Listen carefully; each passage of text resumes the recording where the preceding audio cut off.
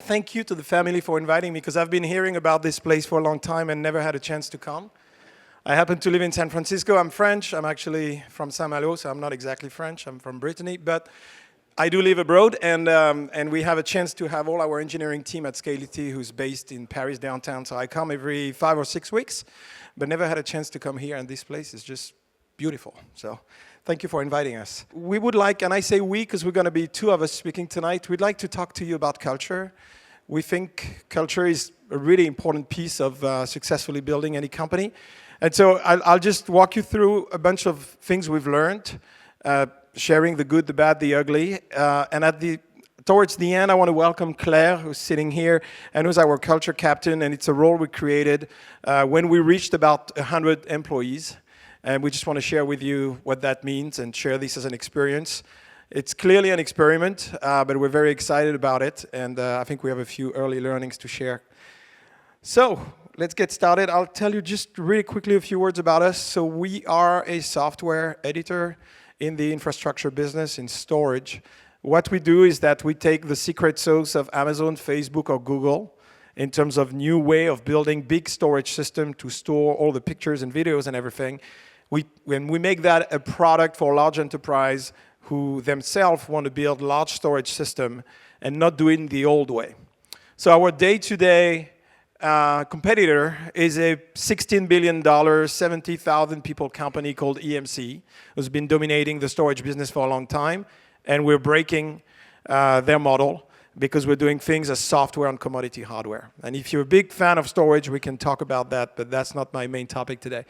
We are not exactly new, and actually I'll talk later about do we like or don't like anymore the word startup when we talk about ourselves. But we're certainly a disruptive force of 200 guys trying to break an established world.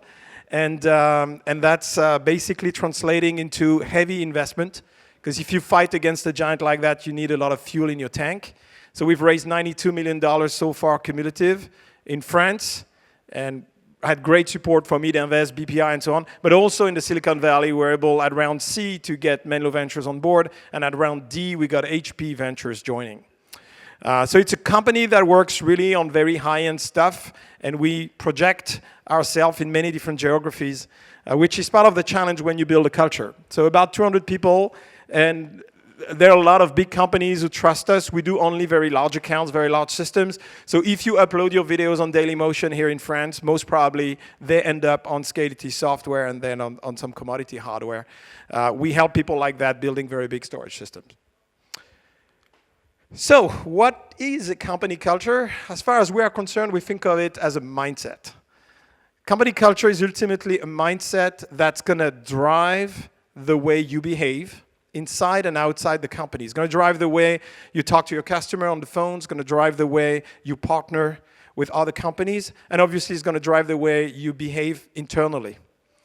And so that link to behaviors is to us what's critical. Along the way, as you transition from culture, which is a fairly undefined word, to behaviors, you may extract values. Many companies like doing that. But it may be unnecessary, but it's a fairly weak step, because ask whoever works in a company who have defined their values, very few people remember the values. So you really want to go straight to behaviors, and that's what we'll talk quite a bit about today. So what is our culture? So if you ask our partners, our employees, our customers, you're going to hear words like, these guys are very engaged, they're very committed, they like to do very hard stuff. I don't know if you know the hard thing about the hard things from Horowitz, but this is a book we refer to quite often. Personally, I don't like management books at all, and that's about the only one I really like and recommend. And this concept of we're doing something very difficult, we like big challenges, is a big part of who we are. It's also a company that is incredibly global for its size. So we have a Scality Japan, we're in the US, we have 200 people across 10 countries. And so that creates an interesting challenge because you're small, but you're already very, very global. So you hear those words when people talk about us. Now, what do we do about it? Do we try to influence the culture? Do we try to protect it, to grow it? That's what I'd like to spend more time about. The fact that you spend time defining and then shaping your culture is very important as a lot of effect. Let me take an example. Our customers do only mission critical stuff. So when our storage is down, usually a service is down. Like imagine storage doesn't work, Dailymotion has a problem. The way people talk to customers when they call the hotline, the words they choose, the behavior they display is a full part of the experience of the customer with us.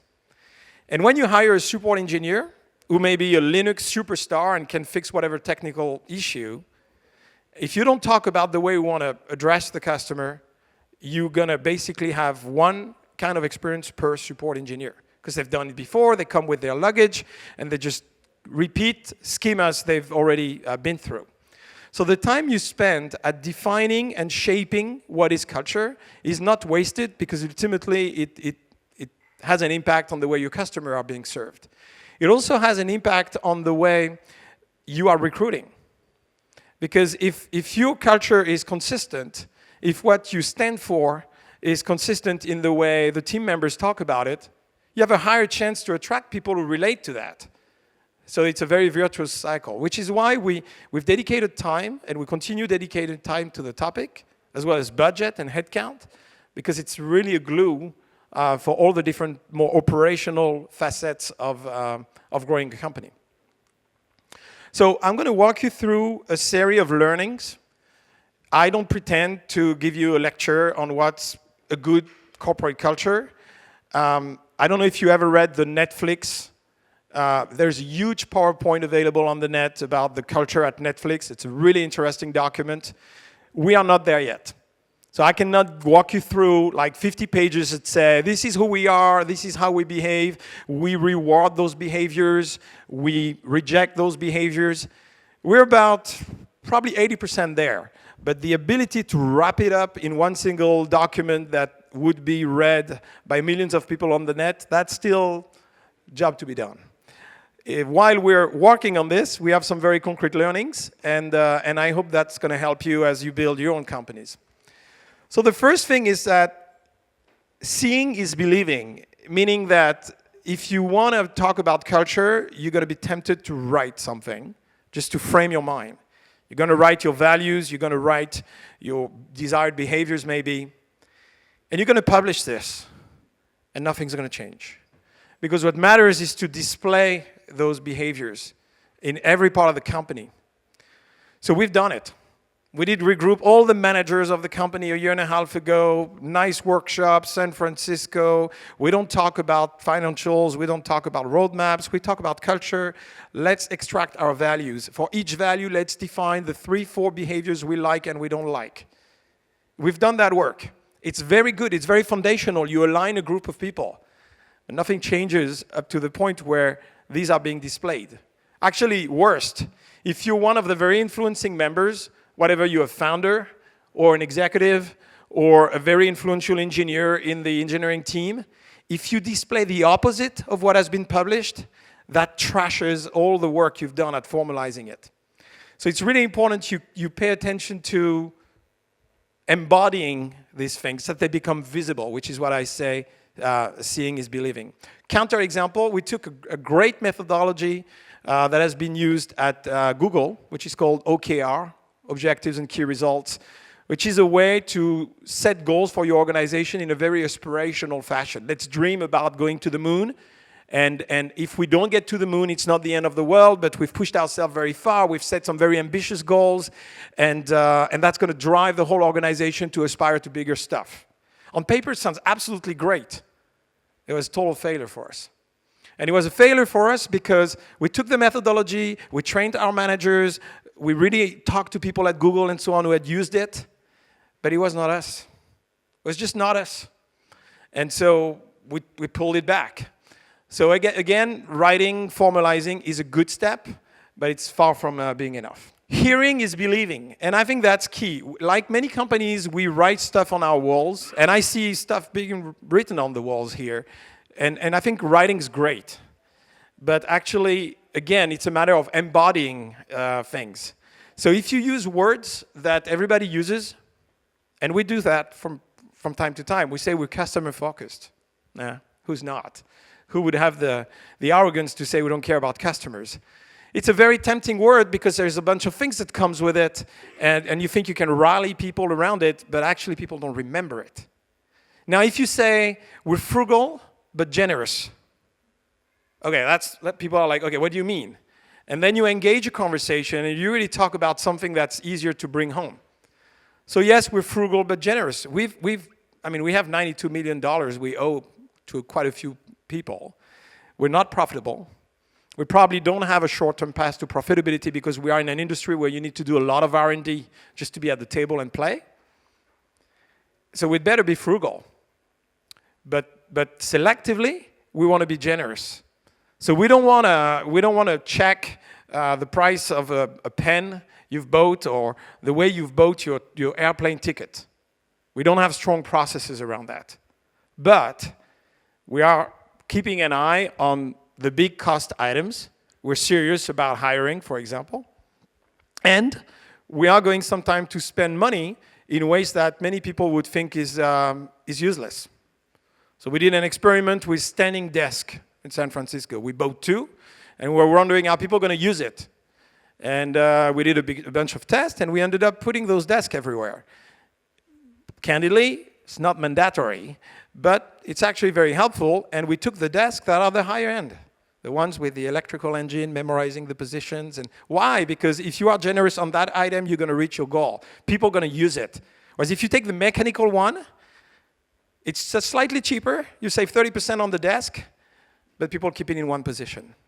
So anyway, frugal but generous is one of the things we say. And if you use terms that are out of the ordinary, you have a higher chance that people associate themselves with those. Be genuine. Be genuine about culture. Talk about it with your heart. And the most corporate things are going to become more beautiful. So we're in a company that sells to enterprises. Your typical sales guy at Scality is looking for deals in the range of $150,000 to several $1 million. We signed a $5 million deal last Friday. This is whale hunting. This is very difficult sales motions. So like every company who's selling to enterprise, we have this concept of a club where we take our best sales guys out for a few days to thank them and so on. It's a very corporate thing. It doesn't have a lot of flavor. If you don't have it in your recruitment process, it's a problem because these salespeople expect that. Now, how to do it with style? How to do it in a way that is us? And so here, for example, we've invited 16 people this year. Half of them were sales and pre-sales people, like quota, earning their quota, blah, blah, blah. Half of them were from engineering, support, all the functions that make the company successful. That's one thing that is pretty unique. The next thing is, those 16 people, we wrote a blog about each of them with a professional writer. We conducted typically 5 interviews for each of them inside the company to understand who they are. And we publish this blog. So you go on scality.com blog, and you have 16 portraits that we publish. We got a handful of people in the company who said, you guys are nuts. You're basically telling our competitors, here are our best people, go hire them. And it is true. Several of these people got a ton of phone calls and job offered to them just because of that blog post. But you know what? If we cannot have a conversation with our best players about developing them and their future in the company, we have a bigger problem. So saying it on the internet is actually, there is no downside. This is something that is one of the things you can do that make everything look a little more special, as opposed to just complying to most conventional corporate stuff. The next thing is that I've talked a lot about, employees and inside the company, but it's really something that irradiates outside. And I want to tell you something that is quite unique about us. I'm going to introduce you to a gentleman, which is the tall German guy that you barely see there with a camera. He's a German photographer from Berlin. His name is Frank Russner. And Frank has been a friend of Scality and actually of the previous company of our founders for about 10 years.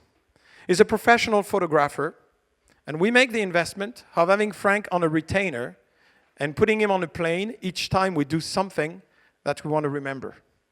He's the only photographer who can take pictures of Scality. Is it events inside or outside the company? And he's been doing it since the beginning of the company. Frank is the visual memory of our culture. And in return, we get an amazing set of pictures to display a consistent, homogeneous image about the company. And so I called Frank and I said, we're doing this meetup about culture. I want to talk about your work. What would you say? So here's a German slide. I'll save you the reading, but I really wanted to respect the author. But basically what Frank is saying, and this is an artist, he's not in technology, he's an artist following a startup, and he's just talking about culture, how he sees it. And he says, well, you know, a company is a living organism, and having a good culture when you're small is actually incredibly easy. What is challenging is to continue growing that as your company expands. So when I joined the company, I joined for the growth phase of the company. I joined about 2.5 years ago. We were 40 people. We're 200 today, and we've grown internationally a lot. And Frank is right. Being able to convey a similar identity and culture is so critical as you go through that. So his words to talk about us is they're diverse, they're open-minded, they're competitive, they're creative, and that's what he sees taking those pictures. And so this is translating into books that we are publishing. And so I'm back to my frugal but generous. Is that the best way to use your VC money to publish a book with pictures, high-quality printing? Many people told us it's not. Many more people came to us saying, hey, you're the company of the book. I want to talk with you. So it's a fairly thick thing that we publish every other year. You have pictures of employees, customers, events, and so on. Actually, we have one of the coaches we use in the company, Caroline, is sitting here in the first row, and we know each other for quite a while. And one day she calls me, and she had a CEO of a startup in Marseille who basically had a coaching session with her, and he said, we're not doing shit about culture, and I don't feel good about that. And she's like, okay, what do you want to do? What do you mean with culture? He takes a Scality book, he puts it on the desk, and he says, this is taking care of culture. So to him, it meant something. And so the book is a way for us to project that culture outside. And Frank is incredibly thoughtful about the way he's choosing the pictures. We do not choose the pictures. The artist chooses the pictures. We don't see all the pictures he takes. He does the selection. And so to Frank, this is, for example, a picture that really represents the innovative part of what we do. So Giorgio, our CTO, is on the left. He happens to be an amazing guitar player. And Jerome, our CEO, who is a big fan of Burning Man, and the picture was taken there, is on the right.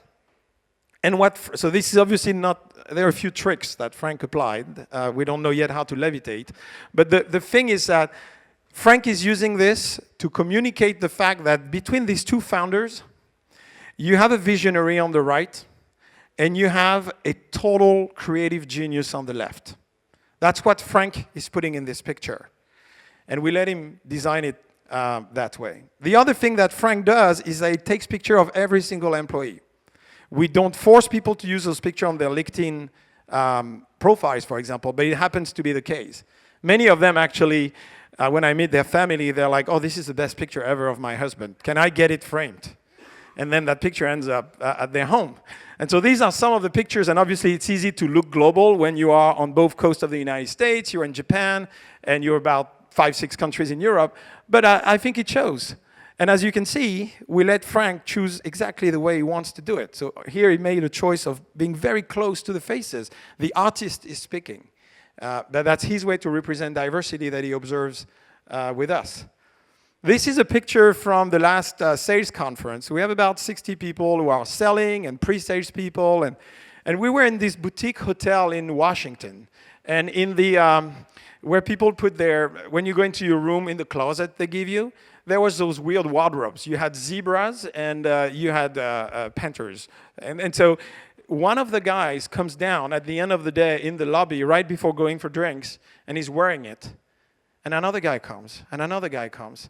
And without asking anybody, we had the entire group wearing these things, walking like that in the middle of Washington and taking a picture. Yeah, it's silly, I agree, but it's so bounding, it's so incredible. And that's the kind of moments that Frank is helping us capturing. And this one is also about the fact that we try to just be ourselves. And Giorgio and myself happen to love music. And we had a chance to play one night just for a small dinner. And Frank was there. And this is a picture that displays another side of ourselves. And we have it printed in a really big format in San Francisco. Anyway, what I'm trying to say before I move to my next point is your culture ultimately should be visible from the outside if it's truly embodied. Now, the real initial experience of somebody new to your company when it comes to culture is in hiring process. And we've made something very important in the hiring process, which is to try to train our interviewers to not only assess the skills, and we have so many engineers that it's easy to just jump on your programming capabilities or your experience with this or that language, but to also look at two other things. The motivation fit. Why do you wake up in the morning? Why do you go to work? What's driving you here and now? Like, we really want to make sure we're on the same page. You may have done something crazy like we do 5 years ago. You may not want it anymore because whatever happens in your personal life, we want to understand that. Very hard to guess. Even harder to guess is the culture fit. Are you going to be happy with us? Are we going to be happy with you? And so we have 6 interviewers, and some of the interviewers are paying more attention to culture fit. There is no algorithm for that. There is no test. There is nothing. It's just human being talking to human being and doing your best at guessing. And the way we do it is that we think of it as a two-way street. We tell you who we are. There are a lot of peer interviews, for example. So it's not only managers interviewing, not only HR interviewing. There are a lot of peer interviews. We tell you who we are. Tell us who you are. We want to figure out if we're going to be happy together. And that one is key because everyone comes with their own baggage of good and bad things. You know, some people think that a manager should be a micromanager. Some people hate micromanagers. You get candidates of any sorts of. So if you don't explain what you want to do and how you want to operate, there's little chance that you can check the fit. We actually figured out fairly late, only 6 months ago, that our different managers were not sufficiently aligned on what we want to build as a culture. And so we have groups of the company where it can be totally admitted to violate the kind of behaviors we want to promote. Why? Because the manager is saying it's okay, or is even displaying them himself. So we're starting another round with the managers, already training and saying, this is what we expect, and you are representing that. You had your experiences before, fine, welcome to a new place. And by the way, this new place is something for you to shape, because this culture is a living thing. It's not on a poster on the wall. It's something we built together. And you can contribute to it, whoever you are in the company. Think of that as kind of the trunk of the tree. Every leaves, every employee, every project, every customer is connected to it in some way. And it's a living thing. So contribute to it, and we try to welcome people suggestion to contribute to that. So as part of that, one of the questions we're asking ourselves now, given that every day we fight this 70,000 people army, is do we really want to keep saying we are a startup? And it's probably less and less relevant because the customers are making a typical decision for a customer to buy our stuff. When you put everything together, the hardware and everything they need to buy is $1 million decision. So the wording startup is scary to them. When we look at the talents we want to attract, we definitely think of ourselves as a startup. We did an amazing program with the School 42 here in Paris. A year ago, we did a hackathon. We got 150 guys coming. We picked the top 30, and we said, if you want to apply for a job, we'll happily chat with you. And we hired 9 out of the 30. We ended up with very unconventional profiles in that team, ranging from this incredible lady who's both doing a third year of medicine, trying to become a doctor, and was really really good programmer at the same time. So she's like, her IQ is somewhere around 300, I guess. From that to people who were in their 30s and totally, I would say, rejected by the system, especially here in France, and who just had a really unconventional way of thinking of their work. And we were able to attract these people not only because we were looking for the unconventional people, but because they wanted to work with us, because through this process of hackathon and so on, we discovered each other. So we want to attract people with a true startup mindset. And so it's probably, so we can't, or we can't. We less and less want to tell our customers we're a startup, because we want to look more mature. And we want to keep attracting people with startups. So what is it? Is there a conflict there? No, there's not. Because truly what we're looking for and what our customers are looking for is the entrepreneurial spirit. So here again, we're back to the wording. And we're seriously considering dropping the word startup from our internal communications and putting more emphasis on entrepreneurial. Because that's where we are today. 6 years ago, startup were the perfect world. So I guess I'm trying to make the point that this is evolving and everybody in the company gets a chance to contribute. With this, let me talk about somebody who's living this and shaping this every day, and introduce Claire, our culture captain.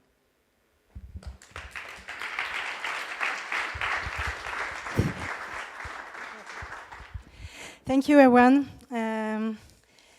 Thank you to all of you to be here today. So there is an expression that goes, life has more imagination than we do. This is something I frequently experiment. And what is for sure is that 1 year ago, I could not imagine that I would do what I'm doing now. So just to explain you from where I'm coming, I had about 15 years working in the musical industry with artists, festivals, in the marketing field. And then I switched and I founded my own company. I was co-leading, and our activity was about creating projects in 4 fields: culture, sport, education and science, and inclusion. So I worked on many different projects as working with the deaf community during several years, helping them to let their culture be better known and their incredible sign language. Also, I worked for exhibitions to show to a very large public worldwide how fragile are the deep sea animals and how we are pressuring this environment and how it's disappearing as we speak because of the human activities. Also, I worked for sports athletes and explorers, especially in sailing. So many different projects, but one common line on all those projects. It was about building the projects, starting them from a very small embryo and bringing them to success. It was about understanding the cultures of those communities. It was about bringing them to confidence and to success in their very first objective and ambition. And it was about putting together very skilled teams and knowledgeable people. So this is for the past years. Very interesting projects, but I was looking for a new challenge. So I was not actively looking for a job, but I was ready to move. And when I met Erwan, Jérôme, and Giorgio, the executive team at Scality, we talked about culture of their company. And they asked me if I would be interested in doing study to give them inputs about how big, how very successful startups succeeded in keeping a very strong spirit at their company when they started growing so fast. So I can tell you, you can imagine how excited I was to go to the Silicon Valley, visiting Facebook, Nimble Storage, Google, LinkedIn, and speaking with executives there to understand their best practice. And so it was just an amazing trip. So that was the first part of my study. And then the second part was about interviewing every employer at Scality. So I did about 120, I think, interviews. Just for the story, I scheduled about 20 minutes with each of them. And at the end, it was really rich, really interesting. So I had to reschedule everything. It was about 1 hour with everyone. And so I took the time to gather feedback and to put people really confident. And so I think the result was really interesting. So after this study, we met with Jerome, Erwan, and Giorgio, and we had 2 sessions of 3 hours of debrief, where I explained what I heard, what I saw, what I understood, what I thought we should do at Scality. And so it was very, very strong moment for me. It's the cornerstone when I think I've understood we had really a common language. It was the language of culture and of people. And also, I think it's the moment they decided to have this role of captain culture at the company. So I guess you want to know more about what I'm doing as a captain culture. So I can show you a little bit of the different sectors I'm working on. So it's about culture development. It's about employer training. It's about building a strong leadership team. It's about onboarding. So of course, we don't do this at the same time. So it's month by month, we are building the different steps. But we try to do everything with a lot of quality and to do it in an innovative way. So as an example, I can speak about the English coaching sessions we have developed at Scality.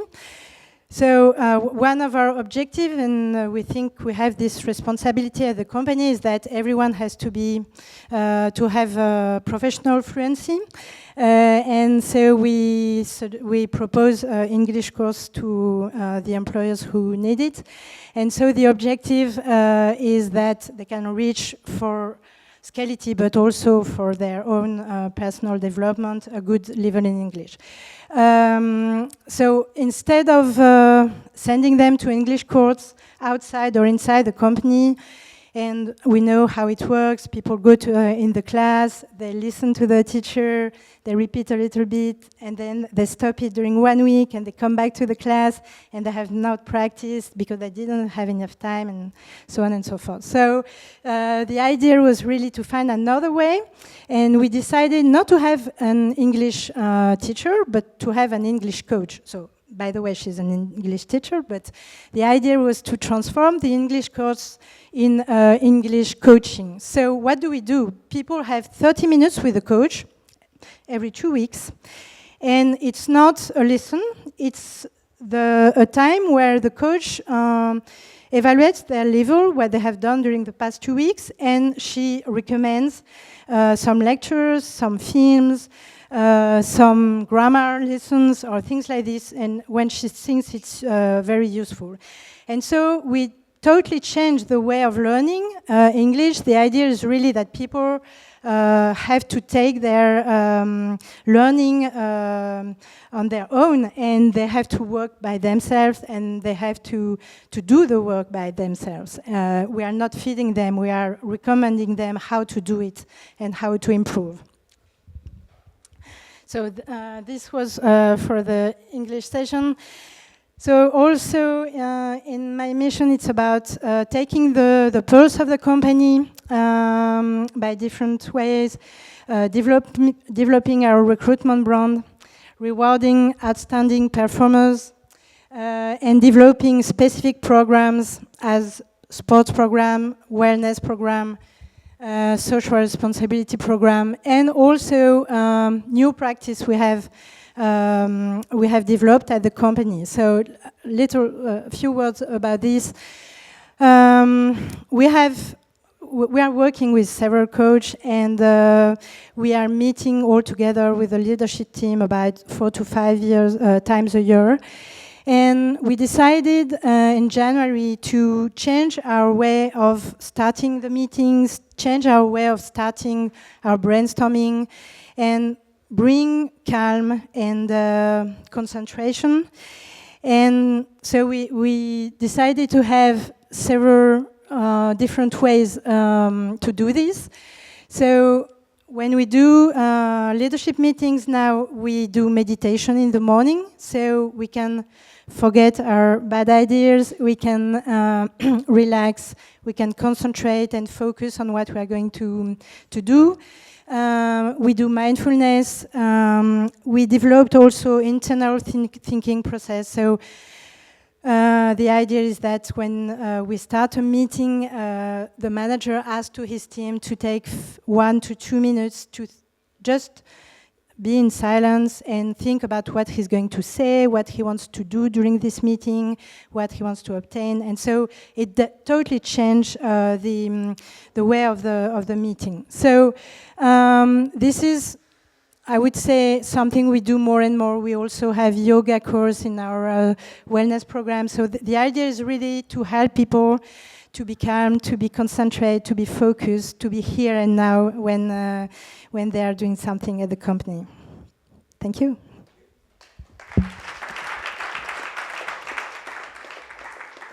So I guess the point we wanted to make with those 2 slides is that culture can sound incredibly soft and undefined, and we translate that into very concrete actions. We put money behind it, we invest into it. It's a very small fraction of what we spend, but it's very targeted. And we think it's totally worth it because of everything we've discussed before. So if you are really into these things, I'm sure Claire is a little frustrated because I sent a PDF instead of the PowerPoint, but at the beginning, her boxes were appearing one after the other. She can talk to you about every one of those boxes. And by the way, there are some Scality people in the room, and they would probably tell you that they observe the impact of one or the other. For example, we have a call with the whole company every Monday morning, 30 minutes. Every week, we make the effort of talking about the bug fix of the week, the customer win of the week, and talking about our priorities for the next 4 months and where we stand. And that habit is incredibly powerful with people who are receptive to it. And so we don't touch everybody. Not everybody is behind that, but we have a good, large part of the company who believes that it's useful. And it's one example of a very concrete action. Everything behind those words is concrete. So if you're into best practices, we're happy to share. And by the way, not everything works. There are a bunch of things we try that they simply don't work, and we stop them. Bottom line, time's flying. The 2 of us wanted to tell you it's worth it. It's not a topic for big companies. It's a topic for any company. It's very simple when you're 10, 20. With a good, solid leadership and vision, you don't need to formalize a lot. If you reach about several dozens and 100 of employees, we believe you want to invest into that. You want to invest time, attention, money, because this is critical to your growth. Hiring is the most humbling thing of everything we do. It's more humbling than to build a product that disrupts a $16 billion giant. It's really hard. Next, after hiring, in terms of humble stuff, is to try to set a strong company where people are really happy and are going to give the best of themselves so that David has a chance to kick the ass of Goliath. That's what we do. We're a small group of people trying to change a very established world. If you are more into hardcore metrics, I would finish with one last thing that is unique about us. We do give stock options to everybody, like we think any startup should do. But we also open the capital of the company. meaning the preferred shares. So those of you who are CEOs and are negotiating with VCs about investment, you know, not every share is the same. VCs never let their preferred shares go.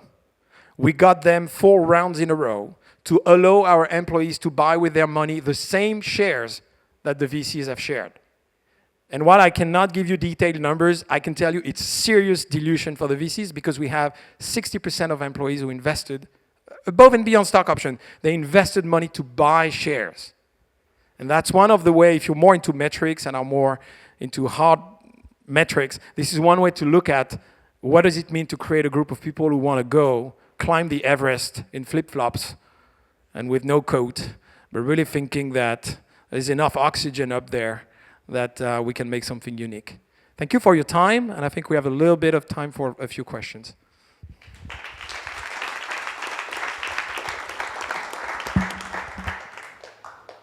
I had a question.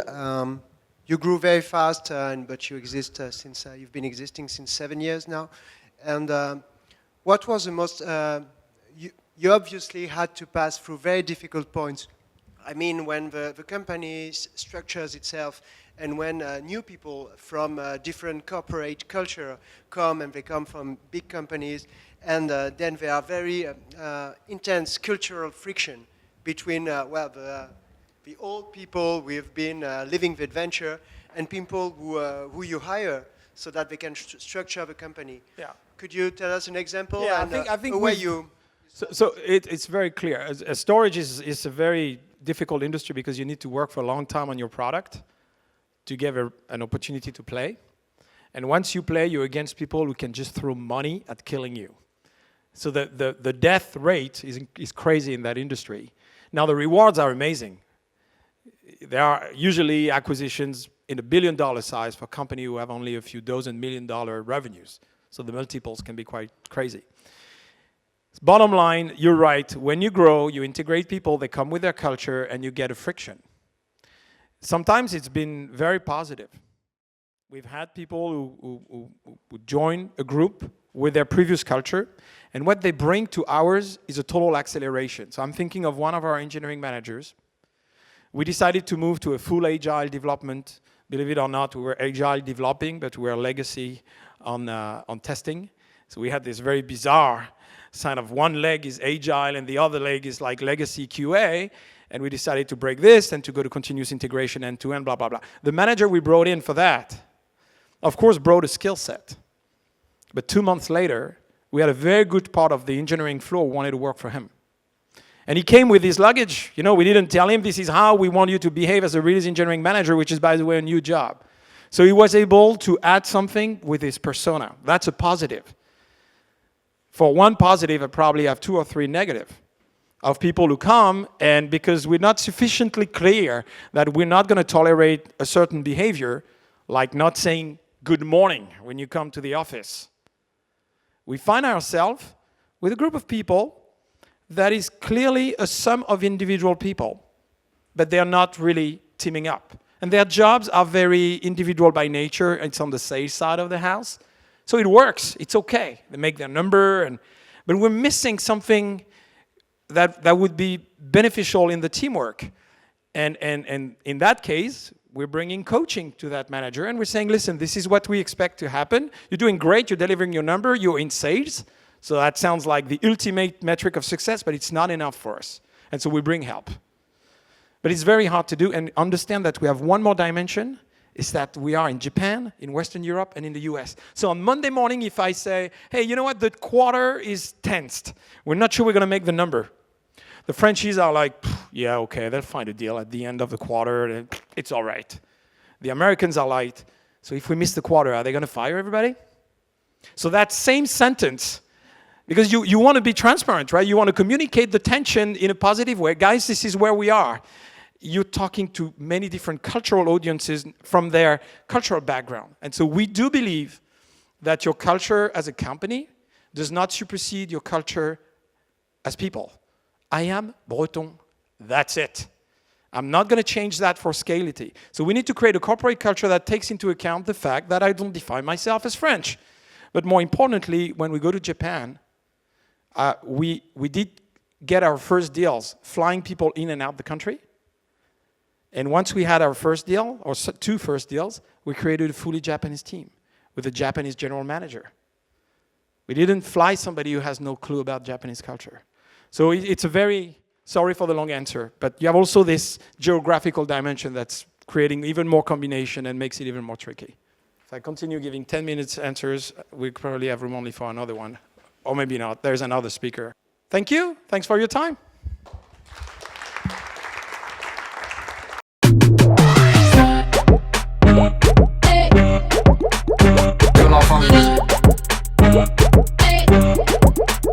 Que la famille.